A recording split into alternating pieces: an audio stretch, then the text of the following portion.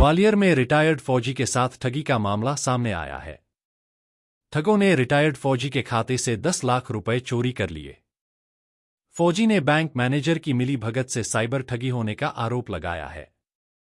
जब पैसे खाते से कटने की बात बताने पर बैंक मैनेजर ने उस खाते को फ्रीज नहीं किया और पूरी रकम चोरी करा दी। यही नहीं, पीड़ित के मोबाइल से सारे सबूत भी मिटा दिए। वहीं पुलिस ने आरोपी के खिलाफ मामला दर्ज कर जांच शुरू कर दी है। दरअसल ग्वालियर के महाराजपुरा थाना क्षेत्र के शताब्दीपुरम में रहने वाले रिटायर्ड फौजी शत्रुघ्न सिंह तोमर ने बताया कि एक्सिस बैंक की पिंटो पार्क ब्रांच महाराजपुरा में 18 साल से उनका खाता है। 2 महीने पहले फौज से रिटायर हुए तो फंड का पूरी रकम इसी खाते में जमा हुई। इस रकम को निवेश करने के लिए बैंक मैनेजर अरविंद मिश्रा उनके घर के चक्कर काट रहे थे। 27 नवंबर को उनके मोबाइल पर कॉल आया। फोन करने वाले ने कहा एक्सिस बैंक से बोल रहा है। अरविंद ने उनका नंबर दिया है। उसने पेन और आधार कार्ड की जानकारी लेकर बताया व्हाट्सएप पर फाइल भेजी है, उसे डाउनलोड कर लो। उसके बाद फोन हैक हो गया और फिर धीरे धीरे कर पैसे कटने लगे। उन्होंने तुरंत बैंक मैनेजर अरविंद मिश्रा को कॉल कर घटना बताई तो उन्होंने फोन बंद करने को कहा। थोड़ी देर बाद घर आकर फोन से फ्रॉडस्टर के मैसेज डिलीट कर दिए। फोन से सिम निकालकर कहा फोन को 2 दिनों तक चालू मत करना। 2 दिन बाद फोन चालू किया तो पता चला कि खाते से 9,54,000 रुपया चोरी हो चुका है। तब बैंक जाकर शिकायत की, बताया कि खाते में अभी पैसा बाकी है, फिर भी बैंक ने खाता फ्रीज नहीं किया। स्टेट साइबर सेल जाकर ठगी की शिकायत की, तब तक खाते से 1,20,000 रुपया और चोरी हो चुका था। इससे जाहिर है बैंक मैनेजर ने प्लानिंग से साइबर ठगों के साथ मिलकर खाते से पैसा चोरी करवाया है। वहीं साइबर क्राइम पुलिस ने उसकी शिकायत पर बैंक मैनेजर सहित अज्ञात ठगों के खिलाफ मामला दर्ज कर उनकी तलाश शुरू कर दी है।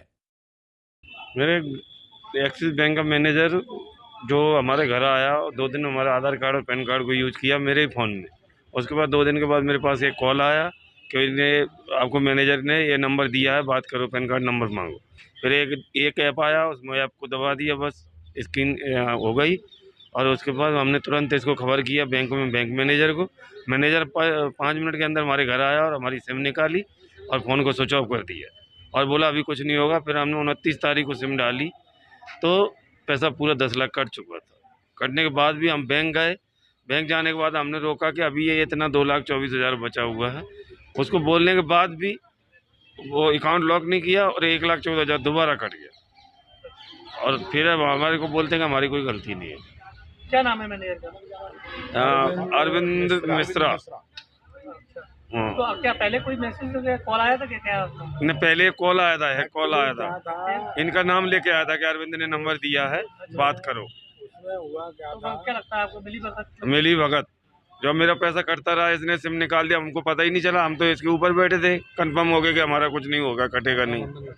खाता बंद नहीं किया, फिर भी 2 दिन भी। हमारा पैसा हमारे को वापस मिलना चाहिए, न्याय चाहिए।